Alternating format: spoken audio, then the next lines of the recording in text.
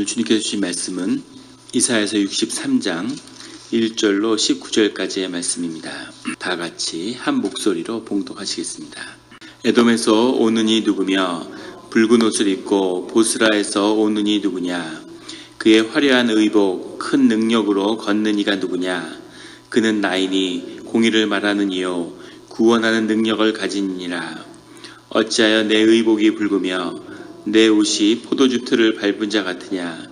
만민 가운데 나와 함께한 자가 없이 내가 홀로 포도주 틀을 밟았는데 내가 노함으로 말미암아 무리를 밟았고 분함으로 말미암아 짓밟았으므로 그들의 선혈이 내 옷에 튀어 내 의복을 다 더럽혔음이니 이는 내 원수 갚는 날이 내 마음에 있고 내가 구속할 해가 왔으나 내가 본즉 도와주는 자도 없고 붙들어주는 자도 없으므로 이상하게 여겨 내 팔이 나를 구원하며 내 분이 나를 붙들었음이라.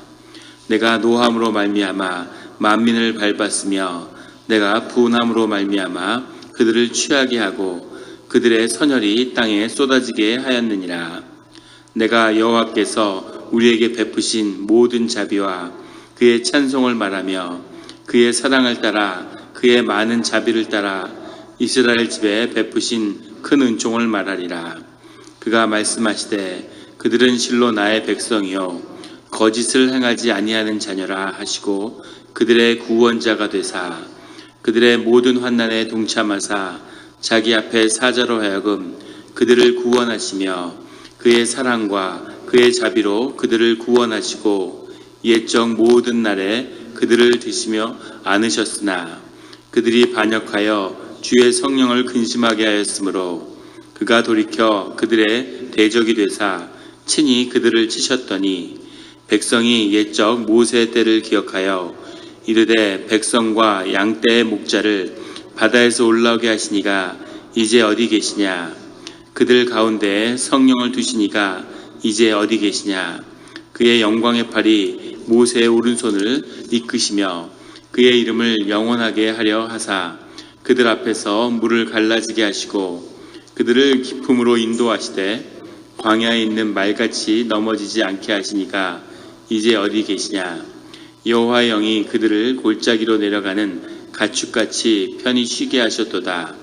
주께서 이와 같이 주의 백성을 인도하사 이름을 영화롭게 하셨나이다 하였느니라.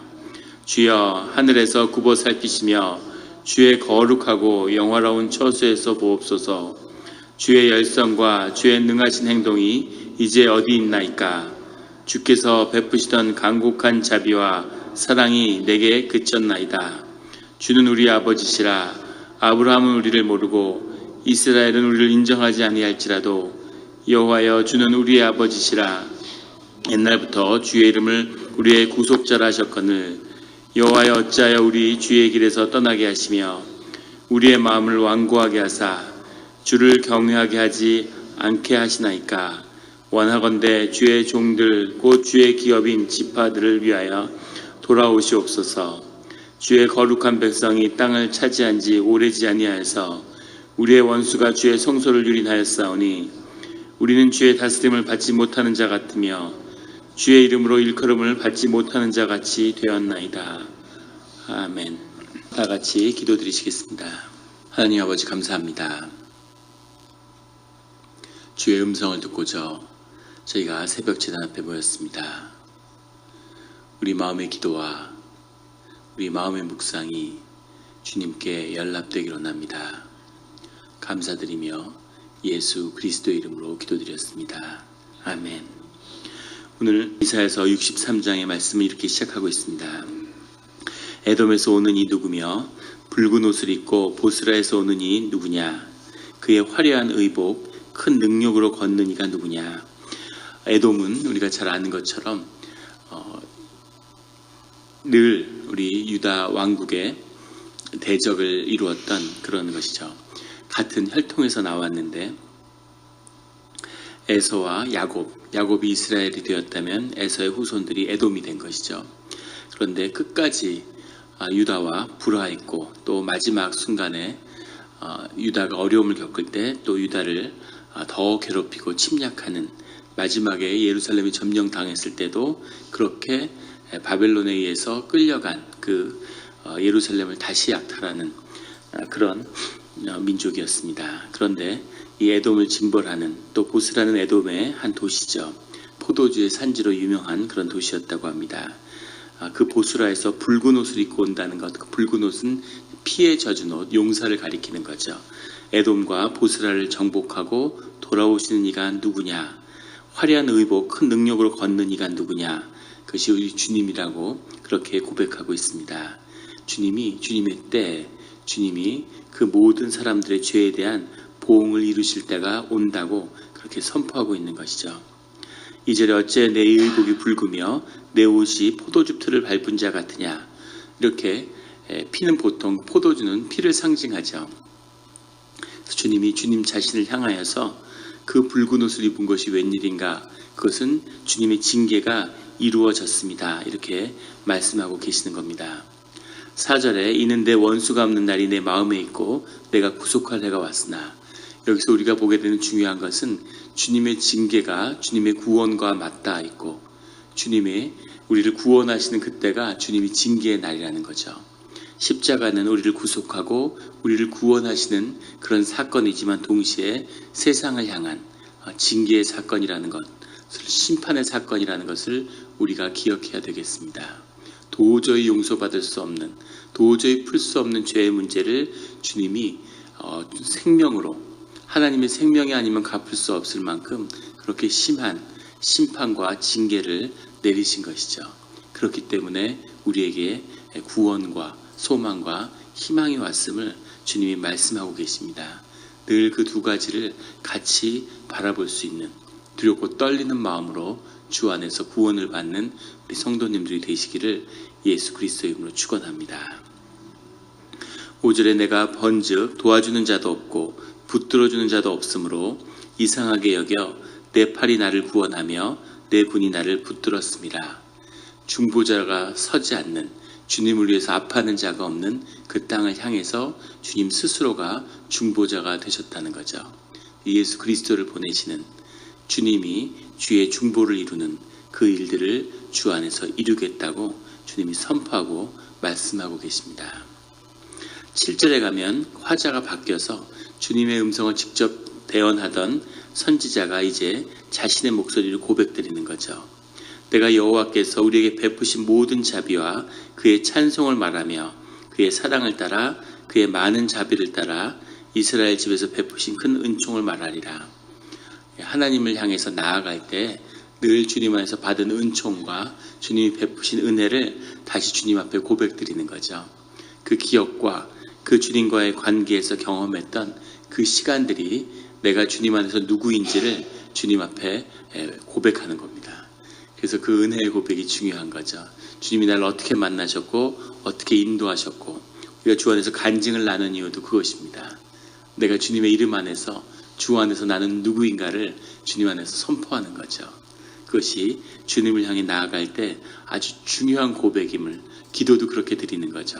주님께 기도 드릴 때 주님이 내게 누구셨는지 어떠한 일을 행하셨는지 그 일들을 헛되이 하지 말아 주십시오. 주님이 주신 약속을 기억해 주십시오. 이렇게 나가서 주님 앞에 구하는 것이죠. 9절에 가면 그들이 모든 환난에 동참하사 자기 앞에 사자로 하여금 그들을 구원하시며 그의 사랑과 그의 자비로 그들을 구원하시고 옛적 모든 날에 그들을 드시며 안으셨으나 하나님이 이렇게 인도하시고 이렇게 안아주시고 이렇게 구원의 날들을 베푸셨다는 거죠. 그런데 10절에 그들이 반역하여 주의 성령을 근심하게 하였으므로 그들이 돌이켜 그들의 대적이 되사 친히 그들을 치셨더니, 그랬던 주님이 왜 대적이 돼서 주의 자녀들을 직접 치시는 그런 일이 일어났는가? 그것은 그들이 반역하고 주의 성령을 근심하게 하였으므로 성령을 거역했다는 거죠. 성령을 거역했다는 게 왜 이렇게까지 큰 죄가 될까? 주 안에서 모든 죄는 용서받을 수 있습니다. 왜냐하면 그 죄를 걸머지고 그 죄를 사하여 주시는 분, 그 죄를 위해서 중보해 주시는 분이 성령님이시기 때문이죠. 그래서 어떤 죄도 무슨 죄를 지어도 성령 안에서 성령의 이름으로 용서받을 수 있는 거죠. 그렇기 때문에 동시에 유일하게 용서받을 수 없는 죄가 있다면 그것은 성령을 거스르는 죄입니다. 성령을 거역하는, 성령을 위해서 쫓아내는, 성령의 역사를 끊어버리는 그런 죄는 성령의 사하심을, 성령의 죄사함을 받을 수가 없는 거죠. 그래서 성령을 근심하게 하였다, 성령을 반역하였다, 그 죄는 그렇게 무서운 죄인 거죠. 작은 인도하심도 늘 우리가 깨어있고 성령의 인도하심을 구해야 되는 겁니다. 성령이 크게 말씀하시고 우리를 강권적으로 구속할 때가 있죠. 늘 그러시면 무슨 신앙의 어려움이 있겠습니까? 근데 문제는 그러한 인도함 속에는 광야에서 이스라엘의 민족을 인도하시는 그런 주님의 때가 있지만 그렇게 가서는 우리의 신앙이 자라나지 않는다는 겁니다. 어릴 때는 엄마가 아이 숙제를 다 봐주죠. 하루에 몇 시간씩 앉아서 봐주고 숙제를 같이 해주고 옆에 앉아서 공부하는 습관이 들 수 있도록. 그런데 엄마가 중학교, 고등학교까지, 대학까지 같이 앉아서 공부를 해줄 수 있을까요? 그럴 수 없는 거죠. 혼자 공부하고 혼자서 자기 계획을 세우고 스스로 자기가 주도하는 그런 학습을 해야 하는 아이로 자라나야 되는 거죠. 생명이기 때문에. 그래서 주님의 성령의 인도하심을 구한다는 건 신앙의 아주 중요한 도전이면서 우리가 아주 어려운 그런 숙제고 늘 도전이 되는 겁니다. 예전에 수도원에 가서 있을 때 잠깐 있었는데 한 6개월, 그때 그 원장님이 이렇게 늘 기도하시는 거예요. 근데 인상 깊었던 게 액자를 걸어야 되는데 액자를 어디에 걸까? 그리고 그걸 계속 기도하면서 구하는 거죠. 그게 굉장히 답답해 보였습니다. 일단 한번 걸어보고 또 기도는 기도대로 하면서 그러면 되지 왜 그걸 위해서 저렇게 기도하고 힘들어할까? 그게 이해가 안 되더라고요. 그런데 뒤에 깨닫게 된 것은 성령님의 음성이 우리를 향한 주님의 음성이 점점 작아진다는 겁니다. 점점 커지면 무슨 문제가 있겠습니까? 신앙의 길에. 그런데 점점 작아지고 주님의 음성을 점점 귀 기울여 들어야 되는 거죠. 주의 음성을 들어야 되는 겁니다. 교회의 모든 사역과 모든 교회의 공동체의 시작은 기도고 주님의 음성을 듣는 데 있어요. 그게 바로 서지 않으면 항상 그 끝은 분란이고 다툼이 될 수밖에 없는 거죠. 그리고 그 끝도 음성을 듣는 데 있는 겁니다. 그것을 듣고 순종하는 그 훈련을 하는 것, 그것이 신앙의 기초죠. 그래서 주님의 음성을 들어야 되는데 작은 것에서 주님에게 순종할 때 주님이 또 다른 주님의 음성을 들려주시는 거죠. 작은 것에서 늘 주님을 선택하는 우리 성도님들이 되시기를 예수 그리스도의 이름으로 축원합니다. 15절에 가면 주여 하늘에서 굽어 살피시며 주의 거룩하고 영화로운 처소에서 보옵소서. 주의 열성과 주의 능하신 행동이 이제 어디 있나이까? 주께서 베푸신 간곡한 자비와 사랑이 내게 그쳤나이다. 앞에서 주님이 내게 어떤 분이셨는지를 쭉 고백한 다음에 이제 주님께 간구하는 기도로 나가는 겁니다. 주님, 내 기도를 들어주시고 우리의 음성에 답하여 주시옵소서. 이렇게 주님께 구하는 거죠. 16절에 주는 우리 아버지시라. 아브라함은 우리를 모르고 이스라엘은 우리를 인정하지 아니할지라도 여호와여 주는 우리의 아버지시라. 옛날부터 주의 이름을 우리의 구속자라 하셨거늘. 주님이 우리를 어떻게 잊겠습니까? 주님이 어머니가 젖먹이 아이를 잊을지라도 하나님은 우리를 잊지 않겠다고 그렇게 약속하셨죠. 그 약속을 붙들고 주님께 주님은 우리를 잊지 않는 분이 아니십니까? 주님은 우리의 구속자가 아닙니까? 이렇게 구하는 거죠. 아브라함이 그 믿음의 자손을 부인할지라도 야곱이 우리를 모른다고 할지라도 그래도 주님은 우리를 구속하시고 우리를 붙드는 분이 아닙니까? 이렇게 기도하는 거죠. 주님께 간구하실 때 주님이 주셨던 약속을 기억하고 그것을 주님께 주님이 이렇게 나에게 약속하지 않으셨습니까? 주님이 이런 것을 주신다고 하지 않으셨습니까? 이렇게 주님께 간구하는 거죠. 이런 약속을 붙들고 늘 간구하는 우리 성도님들이 되시기를 예수 그리스도의 이름으로 축원합니다. 우리가 신앙이 자라나고 주님의 뜻이 이루어지는 게 중요하지만 간구하는 것도 중요합니다. 그것이 우리의 마음이고 그 안에 우리 마음이 있고 그것이 주님과 우리가 관계를 맺어가는 길이기도 하죠. 아이들을 키우다 보면 아이들이 그렇잖아요. 우리 막내는 뭘 이렇게 사달라는 게 많아요. 무슨 큰 건 아니지만 뭘 이렇게 무슨 과자를 사달라, 뭘 사달라, 그렇게 좋은 게 아니니까 늘 사주진 않죠. 예. 장보러 나갈 것 같으면 순식간에 나타나가지고 같이 따라가겠다 그러고 뭘 하나 이렇게 그 안에 계산 직전에 갖고 와가지고 이거 사면 안 돼 이러고 쳐다보고 있는 거죠. 그러면 이제 그게 귀여우니까 그래도 하나 또 사주고, 그런데 그걸 구하는 마음이 좋은 거죠. 만약에 애가 겉자라 가지고 야, 너 뭐 이런 거 필요하지 않니? 야, 너 운동화 사야 되지 않니? 그런데 10살짜리 애가 아빠가 어떻게 힘들게 사시는지 내가 아는데 제가 뭘 구하겠습니까? 뭐라도 다 신는데 아무것도 필요 없습니다. 애가 이렇게 얘기한다고 해보세요. 항상 어린아이와 같은 마음으로 구하는 거죠. 뭐든지 구하라고 얘기하시는 거죠. 주님께 간구하고 구해야 되는 겁니다. 이사야 선지자의 마음도 주님의 뜻을 헤아리고 주님의 뜻에 따라 가지만 그 솔직한 마음 가운데 주님을 향한 간구의 마음이 있는 거죠. 그게 없다고 얘기하는 것은 위선이죠. 그것도 주님을 속이는 길입니다. 솔직하게 정직하게 마음에 구원이 있어야죠. 기독교는 기복신앙이 아니다 뭐 이렇게 얘기하는 분이 계십니다. 하지만 주님이 복이 아니고 주님의 오직 은혜가 아니면 우리가 어떻게 살겠습니까? 늘 은혜를 간구하고 주님의 축복이 있어야 살아가는, 자식을 축복하는데 주님 그런 축복은 이제 필요 없습니다 이렇게 얘기할 수 있는 주의 피조물이 어디 있겠습니까? 늘 주님께, 매일 주님께 그 복을 간구하는 것이 주의 자녀들인 것이죠. 그렇게 복을 간구하는, 또 그것을 성취하는 주의 이름으로 성도님들이 되시기를 예수 그리스도의 이름으로 축원합니다. 17절에 여호와여 어찌하여 우리로 주의 길에서 떠나게 하시며 우리의 마음을 완고하게 하사 주를 경외하지 않게 하시나이까? 원하건대 주의 종들 곧 주의 기업인 지파들을 위하사 돌아오시옵소서.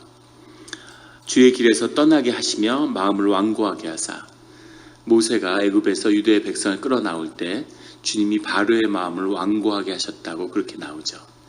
주님의 바로의 마음을 움직여서 전능하신 주님이 그렇게 사람을 끌어내고 좋은 분위기에서 박수치며 떠나올 수 있게 할 수 있을 텐데 주님이 왜 바로의 마음을 완고하게 했을까? 바로의 마음을 움직여서 바로가 선물 주고 짐 싸서 환영해주고 막 꽃가루를 뿌리면서 그렇게 떠나보냈으면 아마 수도 없이 광야에서 애굽으로 돌아갔겠죠. 아마 힘든 일만 있으면 광야로 돌아갔을 겁니다. 노예를 하다가 죽을 뻔하다가 마지막에도 죽이겠다고 쫓아오는데 극적으로 살아남았는데도 힘만 들면 애굽에 있을 때가 좋았는데 왜 우리를 애굽에서 구원해냈냐고 화를 내죠. 그런데 하물며 하나님의 뜻하신 바가 있는 거죠. 독수리가 있는데 독수리가 새끼를 그 다큐멘터리에서 보는데 재미있더라고요. 이렇게 새끼가 있는데 새끼가 날개를 나는 법을 배워야 할 때가 있는 거죠. 근데 세상에 날고 싶은 마음은 있을지 모르지만 그게 얼마나 두렵습니까? 자신의 본능을 믿고 공중에 몸을 날려야 되는데 아무도 그렇게 할 독수리가 없는 거죠. 그런데 그 어미가 계속 자기 깃털을 뽑아서 그걸 만들어주고 계속 그 물고기를 잡아다가 먹이고 이렇게 하다가 날아야 될 때가 오면은 그때부터 깃털을 이렇게 빼는 거예요. 깃털을 다 빼면서 그 다음에는 하나씩 충격을 줄이는 거죠. 그래서 이 둥지에 있는 나뭇가지를 하나씩 다 빼는 겁니다. 안 보이게 하나씩 물어가요. 점점점 성겨져서 나중에는 휑하게 되는데 그 새끼들이 거기다가 막 다리를 양쪽에 밀고 안 떨어지려고 바들바들 떨고 있는데도 몸을 날리지 않는 거죠.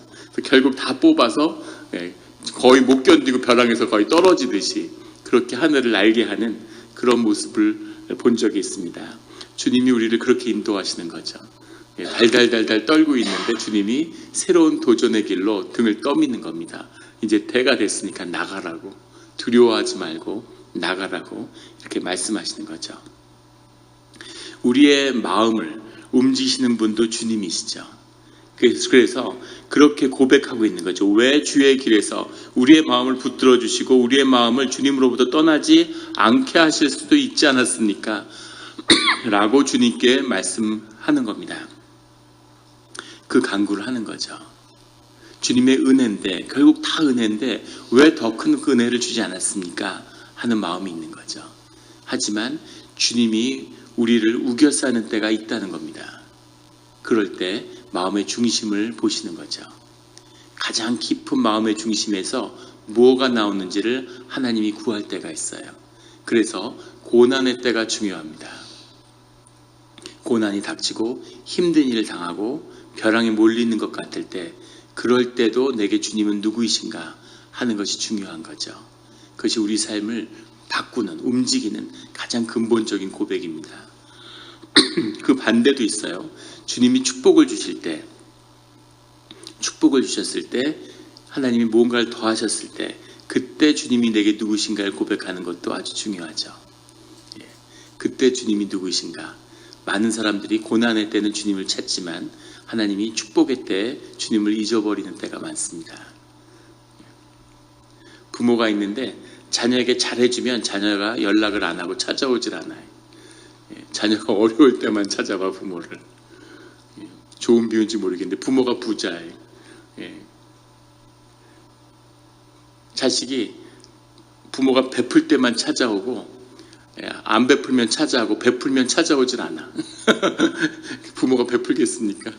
중요한 것은 물질과 축복이 아니라 관계죠. 그 자녀를 만나고 자녀를 구하는 그 마음이겠죠. 그것처럼 우리가 주님을 향할 때 정말 중요한 게 뭘까? 그것인 거죠. 주님이 우리의 마음을 풀어주실 때도 있고 완고하게 하실 때도 있습니다. 하지만 늘 우리가 주님을 구하고 주님 우리 삶의 답이라는 걸 주님으로 인하여 여호와로 말미암아 즐거워하고 기뻐하는 그 심령이, 그것이 모든 것의 축복이고 근원인 것을 삶의 고난 가운데서 다시 일깨워지는 그런 오늘 하루와 기도하는 새벽이 되기를 예수 그리스도의 이름으로 축원합니다. 같이 기도드리시겠습니다. 하나님 아버지 감사합니다. 주님 귀한 말씀을 주시고 또 말씀으로 연단하사 주님의 은혜를 더해 주시는 것 감사합니다. 우리가 성령을 거역하는 일이 없게 하시고 늘 두렵고 떨리는 마음으로 주의 음성에 귀 기울이며 또 주님의 음성을 순종하는 그런 믿음을 주시옵소서. 주님 우리 삶 가운데 늘 축복을 말씀하시며 구원을 말씀하여 주시니 감사합니다. 우리가 어떻게 할 수 없을 때 주님의 은혜를 그 끝에서 만나는 그런 자가 아니라 주님의 축복과 은혜 가운데서도 더 깊이 주님을 알게 되기를 원하는, 더 깊이 주님을 경험하는, 보이는 것이 아니라 보이지 않는 것을 추구하고 보려고 하는 그런 자녀들 되게 하여 주시옵소서. 주여 눈에 보이는 작은 것들, 지금 삶의 순간에 부대끼는 것이 아니라 하나님의 심원한 그 인도하심의 그 큰 삶의 경륜을, 그 삶의 경륜을 보며 기뻐하며 구하는 그런 주의 자녀들 되게 하여 주시옵소서. 감사드리며 예수 그리스도의 이름으로 기도드렸습니다. 아멘.